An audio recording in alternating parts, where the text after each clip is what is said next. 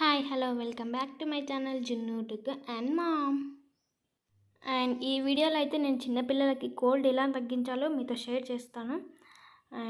మా పాప అయితే బోర్లా పడడానికి చాలా ట్రై చేస్తుందండి. ఆల్మోస్ట్ ఇప్పుడు 3 months కంప్లీట్ అవ్వబోతున్నాయి, ఇంకా 2 days అయితే.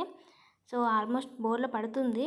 అండ్ బేబీస్కి కోల్డ్ ఎలా తగ్గించాలో అంటే మనకు కావాల్సినవి ఓన్లీ 2 తమలపాకులు. మనం పిల్లలకైతే విక్స్ యూజ్ చేస్తాం కాబట్టి ఒక విక్స్. సో తమలపాకుల వల్ల పైన మొత్తం విక్స్ని స్ప్రెడ్ చేస్తూ రాయాలి. 2 తమలపాకులు అయితే తీసుకోవాలి. మొత్తం విక్స్ని అంతా అలా మొత్తం పెట్టాలి. అండ్ స్టవ్ పైన మనం ఒక ప్యాన్ అయినా పెట్టుకోవచ్చు, లేదా ఇలా డైరెక్ట్గానైనా మనకు కాలదు అనిపిస్తే ఇలా కొంచెం వేడి అనేది తమలపాకులు తగిలేలా చూసుకోవాలి. లేకపోతే మీకు చేతికి తగులుతుంది అంటే ఒక ప్యాన్ పెట్టుకుని ప్యాన్ వేడయ్యాక దానిపైన కూడా తమలపాకులు పెట్టుకుంటే అవి కూడా వేడవుతాయి. అండ్ ఇలా కూడా డైరెక్ట్గా కూడా పెట్టుకుంటే కొంచెం తమలపాకులు అనేవి వేడెక్కాలి.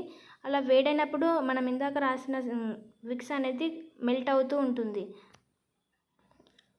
సో 2 తమలపాకులను ఒకటి తలపైన ఒకటి మనం ఆల్మోస్ట్ వీటిని మనం మ్యాక్సిమం నైట్ టైంలో పెడితే మనం నైట్ అంతా ఉంచేయచ్చు.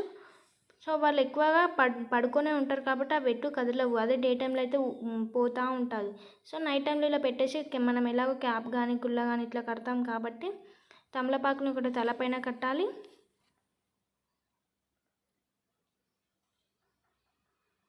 దీనివల్ల అయితే తొందరగా కోల్డ్ అనేది తగ్గిపోతుంది. అండ్ ఇంకో తమలపాకును అయితే మనం బేబీ యొక్క చెస్ట్ పైన పెట్టాలి. మనం అలా చెస్ట్ పైన కడుపు వచ్చేలా పెడితే అది మనం నైట్ అంతా ఉంచాలి. సో దానివల్ల కోల్డ్ అనేది తొందరగా తగ్గిపోతుంది.